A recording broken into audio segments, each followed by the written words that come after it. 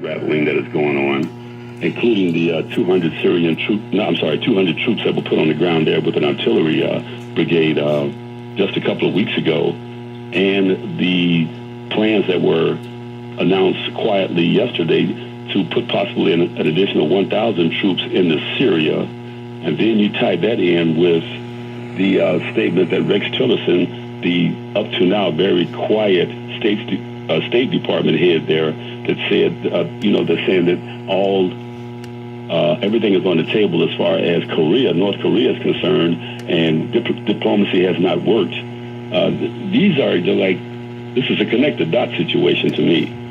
I mean, they're not doing this just to be doing it. I think this is their employment plan. They think they can just take people and stick them into the services, into these armed conflicts, and that's their jobs plan. I think for our people is to use us as bullet stoppers. It's pretty scary stuff. And then about that wall. Now that wall is estimated to be about $15 billion, which works out to be about $120 for every household in the United States. So they want to do that. They've given up on getting the Mexicans, as he promised, to get the Mexicans to pay for the wall, which we all knew was a bunch of stuff anyway. But now they're going to go this other route. But then they cut the Coast Guard $1.3 billion. Now, if the Coast Guard has been out there stopping all kinds of doing drug interdictions and stopping people from coming in through the waterways, as far as immigration is concerned, what sense does it make to weaken them to build this wall when all they got to do is go around the other way and sneak in through all the gaps that are created by the Coast Guard cuts? It's pure madness. It's insane. It's pure insanity. It just doesn't add up.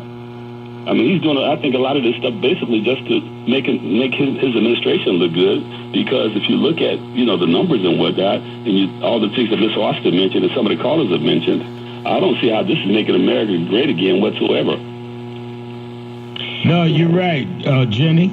You make some very interesting points, and I believe that we have to do a lot more digging here and really connecting of the dots. But to your point, the budget itself, the explanation for the increased funding for defense speaks to all of what you're talking about, like preparing the nation to be what they call war fighting ready, to accelerate the defeat of ISIS, to rebuild our U.S. armed forces, rebuild the Army, rebuild the military that I think they use the words that's most superior, to rebuild the U.S. Navy, to address current and future threats. And it's all about, building up the Marines, the Air Force, all of these different arms of the U.S. military to ready us for an impending threat. And the question it begs the question, well, what is this impending threat that we're getting ready for? Are you ready to take us into World War III?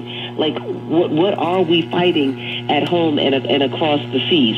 Is it something that is already in play, or something that's going to be brought about by this president's design? I don't know, but I think it's a very interesting point you raise.